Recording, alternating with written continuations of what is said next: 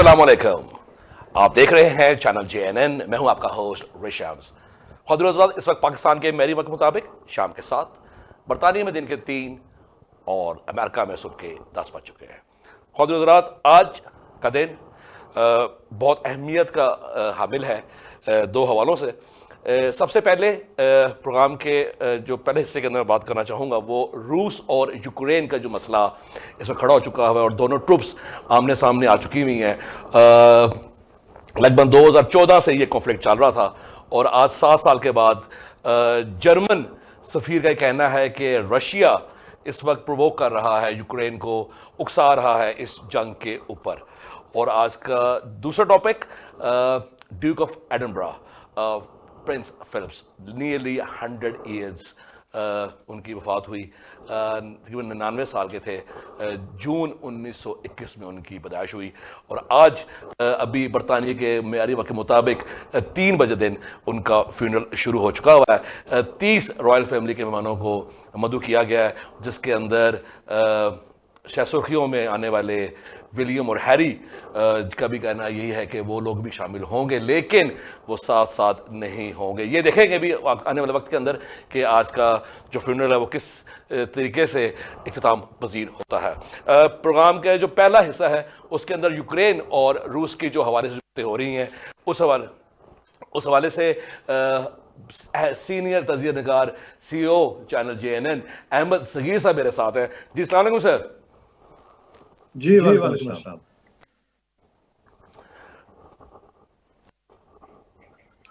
जी आवाज आ रही है? जी सगीर साहब, प्रोग्राम का पहला हिस्सा उसके अंदर ही मैं कहना चाह रहा था कि जो रूस और यूक्रेन का इशू आजकल खड़ा हो चुका हुआ है, लगभग 2014 में स्टार्ट हुआ था और 7 साल हो गए हैं कि जो बड़े बड़े मशहूर शहर थे उस पर यूक्रेन के सिटीजन्स आबाद थे। लेकिन जर्मन चांसलर्स का ये कहना ये है कि अब इन पिछले 3-4 दिन के अंदर रशिया जो है वो प्रोवोक कर रहा है यूक्रेन को इस जंग के ऊपर उकसाने के लिए। ये मसला है क्या और आजकल इतना तनाव क्यों है, इस पर आप रोशनी डालिए प्लीज। देखिए, आप इस चीज को तो समझते हैं कि सोवियत यूनियन जो है वो इस रीजन की बहुत बड़ी ताकत है। था भी अभी टूटने के बाद जो है लोग समझ रहे थे कि शायद रशिया अब उस तरह से नहीं रहेगा, जो कि गलत साबित हुआ। वक्त ने गलत साबित किया इस बात को। और आप देखिए कि रूस ने ना दिए कि चेचनिया के हवाले से जो उसके मामला थे वो उसने बड़े ऐसे तरीके से सॉर्ट आउट किए। अफगानिस्तान के ऊपर जो टॉक्स हो रही है उसके अंदर वो एक नई ताकत बन के उभरा और उसने जो उसके बाकी जो आजाद रियासतें थी जिसमें यूक्रेन भी शामिल था उनके साथ भी जो है अपने मामला काफी हद तक जो है उसने सुलझा लिया। अब यूक्रेन के साथ के वो क्लेम करता है कि यूक्रेन मेरा हिस्सा है। अच्छा, इसको थोड़ा सा आपको हिस्ट्री में जाना पड़ेगा, आपको समझना पड़ेगा कि गेम क्या है। देखिए, जब रशिया जो सोवियत यूनियन था, सोवियत यूनियन जब खत्म हुआ, जब टूट गया, तो टूटने से पहले उसकी कुछ उसकी कंस्ट्रक्शन या उसकी जो उसकी मेकिंग या उसका स्ट्रक्चर और पैराफर्नालिया कुछ इस तरह से था कि अगर उसका एक जहाज है तो जहाज का एक इंजन जो है वो बनता है यूक्रेन के अंदर, जहाज या उसका टैंक है तो टैंक का एक बहुत बड़ा हिस्सा जो है वो यूक्रेन में बनता है, या उसकी बाकी चीजें जो है जो कि मिसाइल सिस्टम का है, मिसाइल सिस्टम का एक बड़ा हिस्सा यूक्रेन के अंदर बन रहा था। कुछ मास्को में बन रहा था, उज़्बेकिस्तान के अंदर इंस्टॉल की हुई उसने फैक्ट्रियां अपनी, कुछ ताजिकिस्तान की और बाकी जो भी बाकी स्टेट्स के अंदर जो है वो उसकी चीजें। अच्छा ये साहब, ये जो दिफाई मशीनरी और चीजें थी, क्लेम ये भी कर रहा है यूक्रेन के इसकी अच्छी खासी ट्रेड जो है वो यूरोप में जाती है और रशिया इस ट्रेड को रोकने में काफ़ी स्ट्रगल यानी कि काफ़ी पेश रहा है। और जब से ब्रेक्सिट हुआ है तो मेरे ख्याल से क्या ये वजह नहीं है कि रशिया अब यूक्रेन को उस तजारत की तरफ रोकने की तरफ राग़िब हुआ, क्या कहते हैं? रेज़ा बड़ी जबरदस्त बात है, लेकिन और असल में तो बात आपने खत्म कर दी है। बात थोड़ा सा एक एंगल आपके लिए हो रहा है, वो ये कि रूस सिर्फ ये नहीं चाहता रशिया के उसकी ट्रेड को रोके, बल्कि रूस की अपनी फैक्ट्री नामुकम्मल है यूक्रेन के बगैर। आप देखिए कि वो जब तक यूक्रेन उसके साथ मिलता नहीं है तो उसके जहाज खड़े वहां पे उड़ नहीं सकते, क्योंकि उनके इंजन जो है वो आज भी वहीं पे। अच्छा, उसके टैंक जो है वो बाहर निकल नहीं सकते, क्योंकि उसके बहुत बड़ा हिस्सा वहां पे बनता है। अच्छा, उसके जो मिसाइल है सिस्टम है, मिसाइल सिस्टम उसके लिए नाकारा है, बेकार है अगर यूक्रेन उसके साथ नहीं आता और यूक्रेन आके जो है उसके अंदर अपना हिस्सा नहीं डालता। सो मैं समझता हूँ कि ये बहुत बड़ी जो यूक्रेन को ना सिर्फ ये कि रोकना चाहता है जैसे आपने घुमाया, बल्कि उसको वापस वो जो अपनी चीजें हैं वो शेयर है अपनी इंडस्ट्री के अंदर, उस शेयर को वो किसी भी कीमत पे जो है हासिल करना चाहता है। अच्छा ख्वातीन हज़रात, बड़ी दिलचस्प सूरत हाल पैदा होती जा रही है। लगभग पिछले हफ्ते शाह महमूद कुरैशी साहब का भी जर्मन सफ़ीर से रब्ता हो रहा है, और उसके बाद रशिया जो है रूस वो पाकिस्तान की तरफ आता है और उनके डायलॉग्स आपस में होते हैं। अब जर्मन चांसलर जो हैं वो ये कह रहे हैं कि जी रशिया प्रोवोक कर रहा है यूक्रेनियन ट्रूप्स को कि वो कुछ हिलोजत करें और हम उनको जवाब दें। नो डाउट रशिया की पावर को डिनाई नहीं किया जा सकता। जर्मन सफ़ीर भी शाह महमूद कुरैशी को मिल रहे हैं। क्या सगीर साहब इसमें से आप निकालेंगे क्या आपका क्या कहते हैं अखस जो आप मैं, क्योंकि आपका बड़ा ज़बरदस्त आप एक छोटे 2 पॉइंट्स हमेशा बोलते होते हैं और वो इंटरनेशनल अफेयर्स के अंदर चीज़ बड़ी शायसुखी बन जाती है। क्या मुझे ये चीज़ बताएं कि शाह महमूद कुरैशी का मिलना जर्मन सफ़ीर को और उसके बाद रूस का पाकिस्तान की तरफ काफ़ी झुकाव होना और ये कहना कि हम आपको दफाई आलात, ख़ासकर मिलिट्री के आलात, ख़ासकर मिलिट्री के, तो दोबारा बताना चाहूँगा, ख़ासकर मिलिट्री के आलात मैं आपको दूंगा, और उसके ठीक 1-2 दिन के बाद यूक्रेन और रशिया आपस में टकराव होना चाह रहा है। क्या कहेंगे इस बारे में? अपने जबरदस्त बात ये और आप हमेशा कहते हैं hit the nail on the head. Sir आप भी कम ही नहीं है, आप भी कम ही नहीं है। जी प्लीज सर, प्लीज। देखिए बात ऐसी, आपको याद होगा जो टर्की के साथ जब रूस ने मामला किए थे तो दुनिया के अंदर बहुत सारा उसके ऊपर जो है रेजिस्टेंस आई थी, यूरोप ने भी उसके ऊपर जो है उसके भी कान खड़े हो गए थे। अमेरिका ने बाकायदा इसको जो है उसमें नहीं लिया था।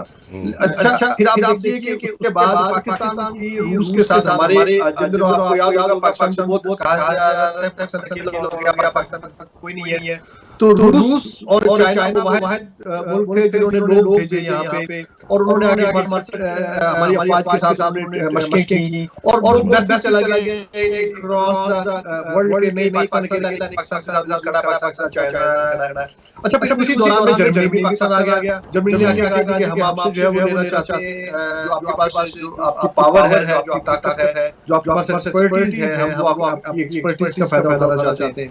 सो ये जो सारी चीजें हैं, ये इसका मतलब ये है कि कहीं पे जो इस रीजन के अंदर या यूरोप है उसको अगर आप इसमें ऐड कर लें तो सारे के अंदर जो है जो सबसे इम्पोर्टेंट चीज है वो ये है कि अमेरिकन इन्फ्लुएंस जो है वो कम हो रहा है। अच्छा, अमेरिकन इन्फ्लुएंस जो चैप्टर है उनकी अमेरिका ने उनकी टेप की थी, स्पाई किया था, आपको याद होगा, हम बात करते रहे इसके ऊपर, मीडिया ने बड़ा शोर भी मचाया कि जस्ट एक सेकंड के लिए। अच्छा, अब यहीं से मुराद को आगे लेके चलते हैं, मुद्दे पे हम आ गए। आपको शायद याद हो, लगभग दो हफ्ते पहले मैंने प्रोग्राम किया था सी पैक के ऊपर, और मैंने ये चीज़ मुशाहदे में थी, सोशल मीडिया पे लोग ये पूछ रहे थे मुझसे कि सी पैक की जो शायद सुर्खियाँ हैं वो थोड़ा डल हुआ है। आप इसको क्या कहेंगे? इस क्वेश्चन के 2 जुज़ हैं। एक तो पहले आपने इस पर थोड़ा सा बात करनी है आपने, और दूसरी बात हमें ये करनी है कि देखें, अगर पाकिस्तान इस वक्त जर्मनी, रशिया और अभी जो अमेरिका का इख्तिलाफ होने जा रहा है और तालिबान से डायलॉग्स भी हो रहे हैं, क्या पाकिस्तान इस खत्ते के अंदर सबसे बड़ा इन्फ्लुएंसर बनने जा रहा है? इसमें कोई शक नहीं। और देखिए अभी रिसेंटली जो बहुत बड़ी डेवलपमेंट हुई है कोरोना जो कोविड एरा है इसके अंदर, वो ये है कि चाइना ने यूरोप के अंदर उनकी मार्केट की शेयर उठाई है। जर्मनी भी उसमें शामिल है। जर्मनी के बहुत सारे शेयर्स हैं वो चाइना ले गया। इसका मतलब है कि चाइनीज इन्फ्लुएंस जो है वो यूरोप में आपको आने वाले वक्त में ज्यादा नजर आएगा। बेशक दूसरी बात ये कि पाकिस्तान में कम नजर आएगा, आप ये कहना चाह रहे हैं? नहीं, जर्मनी के यूरोप के अंदर अब जो ट्रेन चला रहा है वो ईरान से होती हुई वो यूरोप तक जा रही है, वो रशिया तक जा रही है। अच्छा, और अभी पाकिस्तान से एक ट्रेन जो है वो उसका इफ्तिताह हो गया, वो ईरान में जा रही है और वो आगे यूरोप तक वो भी ट्रेन जाएगी। अब देखिए ये इतनी बड़ी डेवलपमेंट्स है इस रीजन के अंदर कि जिसका अल्टीमेट इंपैक्ट जो है वो सारे का सारा हम पे भी आएगा और पूरी दुनिया पे जाएगा। लिहाजा मैं समझता हूं कि आप क्या कह सकते हैं कि पाकिस्तान की foreign policy strategy is on the right track? बिल्कुल कोई शक नहीं है। हम भी फ्यूचरिस्ट होके जो है वो अपनी अब हमने प्लानिंग शुरू कर दी है पाकिस्तान ने। हमें पता है कि आने वाले वक्त में अमेरिका, देखिए मैं पहले जो बात कर रहा था कि अमेरिकन इन्फ्लुएंस जो है वो कम हो रहा है यूरोप के ऊपर, क्योंकि जर्मनी का आपको याद होगा जब सेकंड वर्ल्ड वॉर के बाद जर्मनी के ऊपर सैंक्शंस आ गई थी, तो जर्मनी के ऊपर ये भी सैंक्शन है कि आदमी नहीं रख सकता। और ये सारा कुछ जो है ये अब ज्यादा नहीं पीछे रह गया, कुछ ही साल पीछे रह गए हैं और कुछ सालों के बाद ये सैंक्शंस खत्म हो जाएंगी। जब ये सैंक्शंस खत्म होंगी तो लामहला जर्मनी एक बड़ी पावर बन के उभरेगा और वो अपनी फौज भी रखेगा, वो अपने सारे मामला करेगा। उस वक्त का रीजनल सिनेरियो क्या होगा वो जरा आप अंदाजा कर सकते हैं। उस वक्त जर्मनी बड़ी अच्छा सर, एक और चीज, आप मैंने जो पहले बात की कि पाकिस्तान इस खित्ते के अंदर सबसे बड़ा इन्फ्लुएंस बनने जा रहा है, पाकिस्तान के हालात बांग्लादेश से भी ठीक हो गए, श्रीलंका से भी ठीक हो गए, ईरान से भी ठीक हो गए, अफगानिस्तान से ठीक होने जा रहे हैं, रूस से भी ठीक हो रहे हैं, अमेरिका का बड़ा ही इग्नोरेंट किस्म का पाकिस्तान, एक तो मेरे ख्याल से जो जब से बाइडेन आया है पाकिस्तान की पॉलिसीज़ उनके साथ इतनी इग्नोर्ड हैं और इतनी लाइमलाइट में नहीं है। क्या इस स्ट्रेटजी के अंदर, ठीक है स्ट्रेटजी बहुत ज़बरदस्त चल रही है, कहीं पाकिस्तान और चाइना की नाराज़गी या चाइना कहीं इग्नोर ना हो जाए इस स्ट्रेटजी की वजह से, क्या कहेंगे? चाइना इग्नोर नहीं हो सकता। देखिए चाइना एक बहुत बड़ी सुपर पावर है। चाइना मुल्क है कि जो 5G पे अमेरिका को घुटने टेकने पे मजबूर कर देता है। चाइना मुल्क है जो पूरी दुनिया के अंदर इन्फ्लुएंस किए हुए है, उसने पूरी दुनिया के अंदर मतलब कि इस वक्त अगर बहुत बड़ी इकोनॉमी है दुनिया में वो चाइना है। अब देखिए कि दुनिया के अंदर अगर गोल्ड रिजर्व है कहीं पे वो चाइना के पास है। अगर दुनिया में अंदर की कि रूस और यूक्रेनियन का जो अभी पिछले 3-4 दिन में कॉन्फ्लिक्ट चला है, इसकी असल बात क्या है? कोई असल बात निकाले ना जी, जो आप चाह रहे हैं अवाम नाज़ शेयर करने के लिए। देखिए असल बात तो फिर वही उस तरफ आ जाती है कि रूस किसी भी कीमत में जो है वो आने वाले वक्त को सामने रखते हुए, क्योंकि अल्टीमेटली देखें यूरोप आजाद हो जाएगा। यूरोप से आजादी से मुराद ये है कि जर्मनी आजाद हो। जर्मनी का बहुत बड़ा इन्फ्लुएंस है इस वक्त यूरोप के अंदर। फ्रांस बैठा है, ये जर्मनी है, ये बेल्जियम है, ये बड़ी पावर्स हैं जो कि पूरे यूरोप को चला रही हैं। यूनान को तो देखिए बेल आउट दिया गया, चेकोस्लोवाकिया को बेल आउट दिया गया, रोमानिया को बेल आउट दिया गया। अब बाकी और छोटे कंट्री उनको भी बेल आउट मिला है, और बेल आउट दे रहे हैं, या फ्रांस दे रहा है, या बेल्जियम दे रहा है, या जर्मनी दे रहा है। पैसा उनके पास है। जर्मनी के ऊपर सैंक्शंस हैं, जर्मनी अल्टीमेटली आजाद होना है और जर्मनी ये चाहता है कि उसके पास जो है वो देखिए हिटलर का अगर कोई जर्मनी किसी को अपना बहुत ज्यादा समझता था पुराने वक्त में, तो वो रूस को समझता था कोल्ड वॉर के दिनों। बिल्कुल। फिर आस्ते चीजें जो है जर्मनी की चीजें जो है सेटल होने लगी। अब जब से चाइनीज इन्फ्लुएंस बढ़ा है जर्मनी में, तो जर्मनी जो है वो ज्यादा क्लोज आ गया है रशिया के। अच्छा, जैसे रशिया के क्लोज आता जा रहा है, अल्टीमेटली वो भी अपनी प्लानिंग कर रहे हैं, उन्होंने भी अपने प्रेशर कर रहे हैं। अब यूक्रेन जो है वो मोरो के अंदर जो है वो कहीं उस वक्त तक मामला नहीं होते जब तक यूक्रेन जो है वो रूस के अंडर नहीं चला जाता पूरी तरह से। वो रूस का हिस्सा है, लेकिन अंदर नक्शे चेंज हो रहे हैं। आज चाइना जो है वो कहता है कि मेरा मुल्क था, इंडिया के अंदर बहुत सारी ऐसी रियासतें जो है नेपाल ने क्लेम कर लिया। अभी चाइना क्लेम करता है। लद्दाख को देख ले, चाइना ने क्लेम कर लिया। हम भी कश्मीर को क्लेम कर रहे हैं, इतने ऐसे क्लेम कर रहे हैं। अगर रूस ने जो है यूक्रेन को क्लेम कर लिया तो कोई बड़ी बात नहीं है, उसका हिस्सा था यूक्रेन। ये नहीं है कि यूक्रेन दुनिया में आप देखें कि जो कॉन्फ्लिक्ट जोन है जो बड़े, उसमें या कश्मीर है या जो यूनान का और उसका टर्की का मामला साइप्रस के ऊपर वो है, ये पैलेस्टाइन है जो कि इजराइल और अरब ममालिक के दरमियान है, या यूक्रेन भी है। यूक्रेन का एक बड़ा हिस्सा जो है उसके ऊपर रूस का कब्जा है। अच्छा, जो अभी विजुअल चल रहे हैं, मुझे तो ये लग रहा है जो आपने पहले चीज को एंडोर्स कर दिया मेरी बात को, कि असल लड़ाई और असल चीज जो है मेरे ख्याल असले की दौड़ है। बिल्कुल सही बात। असला और वसाइल रिसोर्सेस अब देखें कि यूक्रेन जो है इस वक्त जो खाने पीने की चीजों के हवाले से यूक्रेन की रिसर्च बहुत ज्यादा है। यूक्रेन जो है वो गंदम उसके बहुत ज्यादा होती है। यूक्रेन की गंदम यूरोप में जा रही है। रूस जो है वो उसको अल्टीमेटली यूक्रेन के जो एग्रीकल्चर है उसमें भी इंटरेस्ट है। उसको वहाँ की जो उनकी अपनी मीट बेसिस वहाँ पे यूक्रेन के अंदर बनी हुई उसमें भी इंटरेस्ट है। रूस को जो है वहाँ की उस इंडस्ट्री के अंदर इंटरेस्ट है जो इंडस्ट्री कुछ अरसे से चलनी शुरू हुई है, जिसमें अमेरिका ने आके अपना हिस्सा डाला है, जिसमें यूरोप ने अपना हिस्सा डाला है। लेकिन असल में वो इंडस्ट्री सारी की सारी सोवियत यूनियन उस वक्त का जो था, जो रूस था, रशिया जो आज मॉस्को है, उसका था सारा लगा। सगीर साहब, 1980s यानी कि 85 को लगा के देख लें, जो पाकिस्तान ने हमायत की 100% हमायत की अमेरिका की रूस के खिलाफ में, ऐसा ही है। और उसके नतीजे में पाकिस्तान में दो कल्चर्स परवान चढ़े, जिसको हम आज तक भुगत रहे हैं। एक क्लाशनकोव का कल्चर और दूसरा हेरोइन का कल्चर। किसी से ढकी हुई बात नहीं है। बड़ी मशहूर मूवी एक जिसका नाम गालिबन अमेरिकन गैंगस्टर है, Denzel Washington one of my favourite actor, उसकी मूवी। और उसके अंदर वो बताया गया कि जिस तरह हेरोइन अमेरिका के अंदर लेके आई गई और 90s का अर्ली 90s का एरा था और लेट 80s का एरा था उसके अंदर, और अभी तक हम उसको भुगत रहे हैं।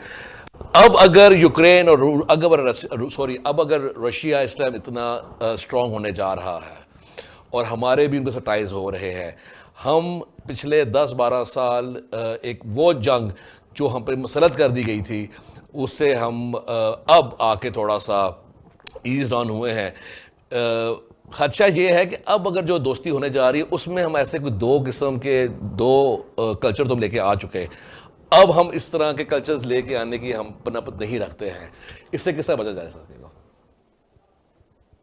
देखिए बात ये है कि हमें अल्टीमेटली हमने काबू पाया है, क्लाश पे भी काबू पाया है, हमने हेरोइन पे भी काबू पाया है। अल्हम्दुलिल्लाह पाकिस्तान ने साबित किया दुनिया के अंदर कि पाकिस्तान एक ऐसी नेशन है जो टेररिज्म से भी लड़ सकती है, टेररिस्टों के साथ लड़ सकती है, अंदर के दुश्मन से भी लड़ सकती है, उन बैड तालिबान के साथ लड़ सकती है जिसको बैरूनी इमदाद हासिल थी, बैरूनी लोगों की शय हासिल थी। पाकिस्तान जो है वो मजहबी इंतहा पसंदों से भी लड़ सकता है जो पाकिस्तान के अंदर बैरूनी कुछ से जो है पाकिस्तान की रियासत को अंदर से खोखला कर रहे थे। पाकिस्तान के पास बहुत सारी हासिल है, पाकिस्तान को बहुत सारा तजुर्बा हासिल है अल्हम्दुलिल्लाह। और हमने क्लाशनकोव कल्चर किया, हेरोइन कल्चर किया, और हमारे यहाँ इतने ज्यादा रेफ्यूजीज आए हुए थे अफगानिस्तान के, हमने भी खिलाया और हमने उनको अपने मुल्क का शहरी करार दे दिया। ऐसा ही है जी। बस ये देखिए माजी की कुछ गलतियां थी, अब आप गलती की तरफ इशारा कर रहे हैं। गलतियां हुई हैं, हमसे पाकिस्तान से भी गलतियां हुई। हमने मोहब्बत में, अफगानिस्तान की मोहब्बत में ज्यादा ही बह गए थे और हमने अपनी इकोनॉमी के ऊपर बहुत ज्यादा भार डाल दिया, बहुत ज्यादा वजन डाल दिया। और लेकिन अब देखिए कि ये जो ग्रेट गेम होने जा रही है अफगानिस्तान के मामले पे, रूस का और जो मामला हो रहे हैं जिसमें अमेरिका बराह रास्त इन्वॉल्व है, हम चाहते हैं कि किसी तरह से जो है निकल जाए। मैंने आज भी वो शेयर किया था जेपी मॉर्गन का एक जेपी मॉर्गन जो है ना, ये एक ग्रुप ऑफ बेसिकली बैंकर्स, और उसको समझिए आप देखिए दुनिया के अंदर जो फर्स्ट वर्ल्ड वार हुई है, सेकंड वर्ल्ड वार हुई है, उसके बाद एक लंबी जंग चली है जो वॉर ऑन टेरर के नाम से मशहूर है। इस सारी जंगों के ऊपर अगर आप देख लें तो 6 से 8 ट्रिलियन यूएस डॉलर खर्च हुए हैं। और आप देखिए कि 6 से 8 ट्रिलियन यूएस डॉलर जो है उनमें से एक बड़ा हिस्सा 6.7-6.9 ट्रिलियन यूएस डॉलर है, से कम सकते हैं। तो वहाँ पे बेल्जियम की गोल्ड की सैंड जो कॉपर की और बाकी अच्छा ख्वातीन हज़रात, मैं आपको बताना चलूँ, आने वाले वक्त के अंदर लगभग आप 4 साल कह लें या 5 साल कह लें, lithium, gold, crypto currency, digitalisation, ये चीज़ें अगर आप ना भी चाहें तो आपको ये अपनानी पड़ेंगी, क्योंकि अब आने वाले वक्त के अंदर इन चीज़ों की डिमांड ज़्यादा है। जी इसके सब आगे से please.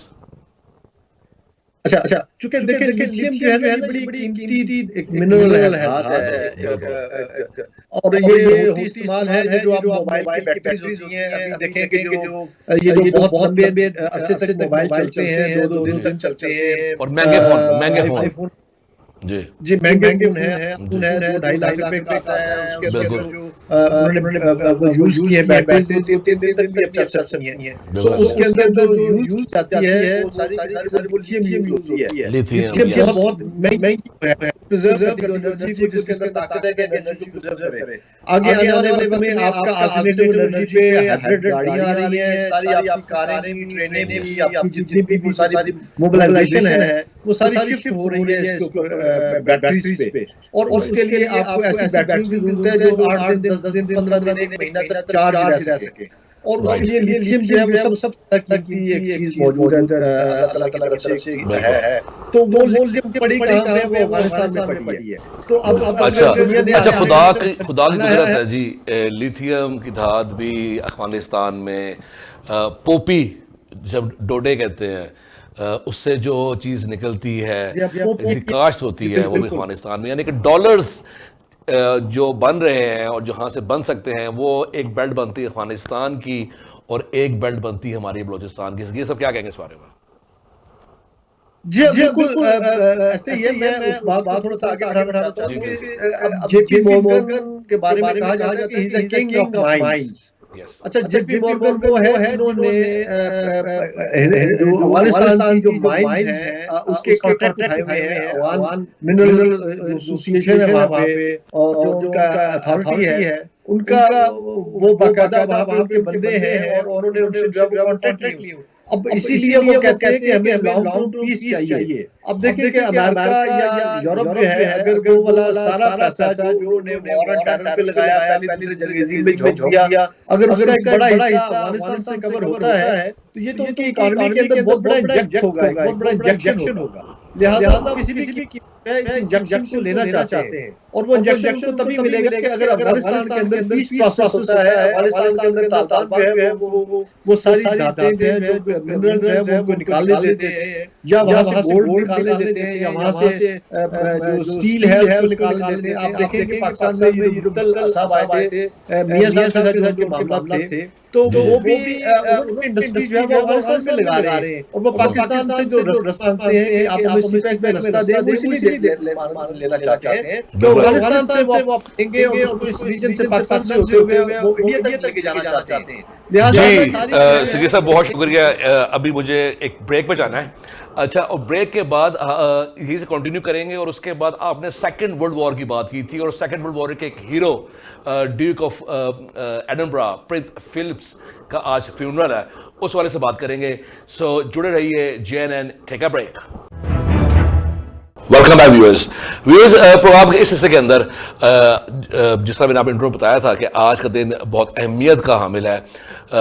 Duke of Edinburgh royal family prince Philips का आज फ्यूनरल है, और बरतानिया के मेरी वक्त के मुताबिक दिन 3 बजे ये अभी तक शुरू हो चुका हुआ है। इस अहम शख्सियत के हवाले से मैं आपको बताता चलूँ कि ये ग्रेट माउंटबेटन वो हैं जिन्होंने पाकिस्तान और इंडिया यानी कि हिंदुस्तान की जो तकसीम हुई है उसके अंदर कलीदी किरदार अदा किया था, और कायद आज़म की कोशिशों का बहुत सराहा गया। प्रिंस फिलिप्स जो हैं ये माउंटबेटन के नेफ्यू हैं, और जो इनकी रॉयल फैमिली की एक वो लड़ी चलती आ रही है उसके अंदर इनका ताल्लुक एक ग्रीक खान, इनकी जो एंसेस्टर्स हैं वो ग्रीक खानदान से जाके मिलते हैं। प्रिंस फिलिप्स 99 साल, यानी तकरीबन उनकी जो वलादत थी वो 1921 जून में हुई और तकरीबन नीली 100 साल के करीब उनकी वफात हुई है।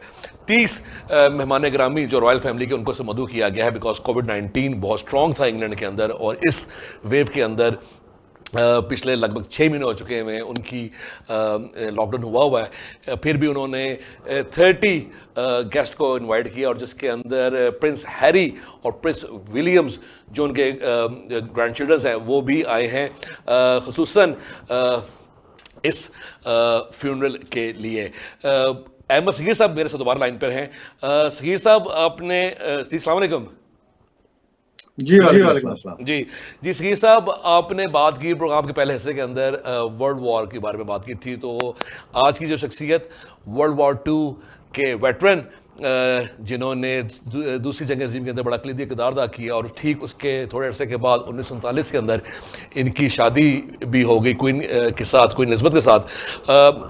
बहुत चैरिटी वर्क्स, बहुत कलीदी किरदार अदा किया अक़वाम आलम के अंदर, और ख़ुसूसन कॉमनवेल्थ के हवाले से क्वीन और प्रिंस विलियम्स की बहुत खिदमात हैं इन कॉमनवेल्थ कंट्रीज़ को जोड़ने में, और कॉमनवेल्थ के शहरियों को बरतानिया में जो जाके मुकीम हुए, और उन लोगों को भी काफ़ी सपोर्ट रही है कॉमनवेल्थ की वजह से, और इन कॉमनवेल्थ लोगों को जो इम्पोर्टेंस देनी थी वो क्वीन एलिज़ाबेथ और प्रिंस फिलिप्स ने बहुत दी है। क्या कहेंगे इस बारे में?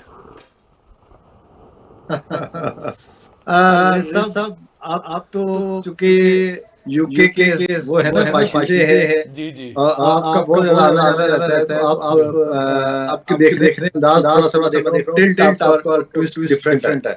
अच्छा, मेरा ट्विस्ट जो है ना इसलिए डिफरेंट है, मैं जलियांवाला बाग के वाक़े को देखता हूं तो मैं उसका मेरा दिल की आंसू होता है, मैं इन्हीं लोगों को उसका मुर्दे दिल ठहराता हूं। मैं जब देखता हूं कि इस मुल्क के अंदर कश्मीर का मसला आज मुकद्दम है, तो मुझे लुधियाना की रियासत याद आती है जिसको इन्होंने जो है वो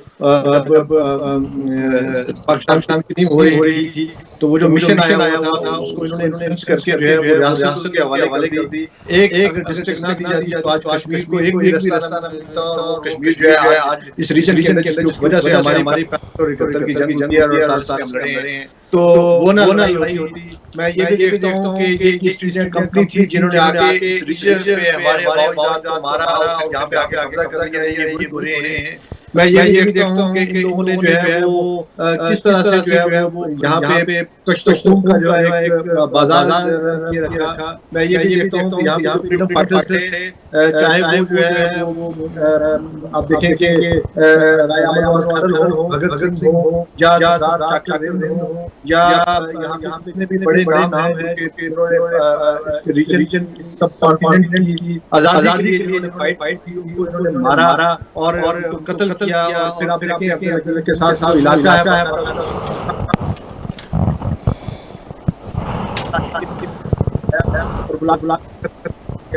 लिहाजा लोगों ने करवाया, और मैं एक सदी जिंदा रहे, और वो जो मलका है बदल से बुलाते हैं, लेकिन वो सही साहब, अगर 2 महीने और प्रिंस फिलिप अगर जी जाते तो ये 100 कर चुके थे, सेंचुरी। ठीक है, मैंने आपकी तारीख की, क्योंकि कहते हैं याद माजी जो है अजाब है, छीन ले हाफजा मेरा।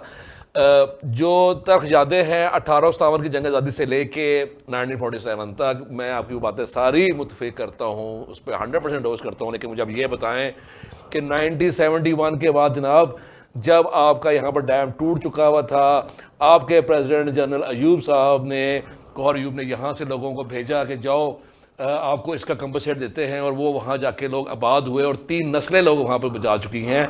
मुझे बताया आपके जो prime minister, static prime minister Imran Khan साहब, वो तो खराज तहसीन देते नहीं ठहरते। वो कहते हैं जी कि ज़र मुबादला जड़ा आ रहा है वो उन्हीं शहरी वैसे आ रहे हैं जो मुल्क से बाहर बैठे हुए हैं। देखिए 3 पुश्तें आपकी वहाँ पर आबाद हैं। पाकिस्तान पिछले 1 साल से कोविड के अंदर, पूरी दुनिया कोविड में थी, अभी भी है। पाकिस्तान की मीशत सिर्फ और सिर्फ एक चीज़ से बढ़ रही है और वो है वहाँ के दूसरे शहरी। मेरा कहने का मकसद ये था कि कॉमनवेल्थ को क्वीन और क्वीन के खाविंद मरहूम ने बहुत सपोर्ट दी है, और अगर ना सपोर्ट ना दी होती तो आज हमारी भी हालत वही होती जो फ्रांस में या जर्मनी में या यूएई में या सऊदीया में, जो लोग इतने साल रहने के बाद भी उन लोगों को वहाँ के राइट्स नहीं पता होते। जी सर। नहीं, मैं देखिए बात ये है कि आप अगर वहाँ पे हैं, या हमारे बहुत सारे लोग वहाँ पे हैं, तो वो कौन सा ऐसा काम कर रहे हैं, क्या कितने परसेंट लोग हैं जो उनकी पॉलिटिक्स के अंदर हिस्सा है, शेयर है, कितने परसेंट लोग हैं जो वहाँ पे कि उससे मेन स्ट्रीम जो पॉलिटिक्स है उसके अंदर, या मेन एडमिनिस्ट्रेशन है उसके अंदर, या मेन बिजनेस कम्युनिटी है उसके अंदर आपका कितने परसेंट शेयर है। तो इंतहाई कम है, शायद 1 सही कह रहे हैं। लेकिन सगीर साहब, मेरा इस बात पे खिलाफ ये है कि हम लोग खुद ही आगे पेश नहीं होते। आप बरनोस वारसी को शायद आप जानते होंगे, गुजर खान के इलाके से थी, बाय बॉर्न ब्रिटिश हैं। उन्होंने सियासत में बहुत किरदार अदा किया। डेविड कैमरून के साथ उन्होंने बहुत कलीदी किरदार अदा किया। और जब आप यकीन करें, जब बरनोस वारसी ने रिज़ाइन किया, वो सीरिया और शाम को इशू चल रहा था उस वक्त, तो आप यकीन करें कि डेविड कैमरून को बहुत शदीद दुख हुआ। उसने कहा मेरी पार्टी का बहुत अहम रुकन चला गया। सादिक मेयर साहब हैं आपके खुला। अच्छा, मजे की बात बताऊँ आपको स्कॉटिश नेशनल पार्टी जनाब देख रहे हैं जी, आपके चौधरी गुलाम सरवर साहब, ये भी वहीं से हैं। इनके बेटे अभी मेंबर पार्लियामेंट हैं। मसला सारा ये है कि वहाँ जाके फिर हम लोगों की तरजीहात कुछ और होती हैं। गोरों ने तो एक बंदा है, उसने अपने आप को पालना है और अपने ख़ानदान से चलाना है। हमारा जो कॉमनवेल्थ वालों का इशू ये है कि एक बंदे ने कमाना और 6 बंदे ने खाना है। लेकिन मैंने चीज़ को बड़ा क्लोजली देखा कि रॉयल फैमिली ने स्पेशली कॉमनवेल्थ वाली कंट्रीज जिसमें इंडिया, पाकिस्तान, बांग्लादेश आते हैं, इन लोगों का बहुत सपोर्ट किया। और मैं आपको मज़ा पता चलता हूँ, उस वक्त मैं वहीं पे था जब Tony Blair 2nd time prime minister बने। तो उसके बाद टोनी ब्लेयर का रुझान यूरोपियन यूनियन से बहुत हो गया। तो क्वीन ने इस चीज़ का नाराज़गी का जाहिर किया कि रादर देन कि आप यूरोपियन यूनियन तरफ आप अपना रुझान डाल रहे हैं और आप पाउंड को स्ट्रॉन्ग करना चाह रहे हैं, आप कॉमनवेल्थ पे आप ज़्यादा तवज्जो दें, ताकि ये लोग हमसे हमारे साथ काफ़ी अर्से तक वफादारी करते आए हैं और करते रहेंगे। जी, क्या कहेंगे? मैं वही अपनी बात थोड़ा सा वापस लेके आऊंगा। ठीक। देखिए दुनिया के अंदर स्लेवरी सिस्टम की शक्लें चेंज। जो मॉडर्न स्लेवरी सिस्टम है, पहले स्लेव रखे जाते थे तो उनकी कमर पे आपको याद होगा कुछ पे बाकायदा हमने भी देखी है, किताबों में भी पढ़ा है कि उनकी स्टैंप लगाई जाती थी। वो जो बाकायदा घर के एक स्टैंप थी जो पुष्प लगा दी थी और जो ये बताती थी कि किसका गुलाम है। अच्छा, फिर जब मॉडर्न सिस्टम आया तो उन्होंने जो वही वाली जो स्टैंप है वो पासपोर्ट पे लगा दी। अब वो पासपोर्ट है बुनियादी तौर पे वो वही मोहर है जो हमारी किसी जमाने में कमर पे लगा दी थी, अब वो पासपोर्ट पे लग जाती है। लिहाजा आप देखें कि आपका कितने परसेंट लोग हैं जो मॉडर्न स्लेवरी सिस्टम के अंदर रहते हुए जो उनके स्लेव्स बने हुए। आप मुझे बताइए कि वो क्या अपनी गंदगी खुद साफ करते हैं? कोई भी नहीं करता। सारा जो है वो इंडिया करता है, पाकिस्तान साफ करता है या देश का साफ करता है। फिर आप देखिए कि गाड़ियां कौन चलाता है? आप चलाते हैं, हम चलाते हैं, या पाकिस्तानी चलाते हैं, या देशी चलाते हैं, या फिर आप देखिए कि उनके जो है वो घर बनाता है, उनके घरों की सफाइयां करता है, उनके बच्चों की देखभाल करता है, सारा हम जाके करते हैं। तो हम हम के अंदर कंट्रीब्यूट कर रहे हैं, हम डिसीजन मेकिंग में बैठे हुए हैं, या हम एडमिनिस्ट्रेशन के अंदर बैठे हुए हैं, या हमारा रोल ऐसा है। हमारा ऐसा कोई रोल नहीं है। हमारा रोल इंतहाई नपला है, छोटे-छोटे हाथ दिया जाए जो सोसाइटी के बने हम कोई बड़ा रोल वहां पे थोड़े बड़े पैसे कमा लेते हैं, पैसे हम ले आते हैं।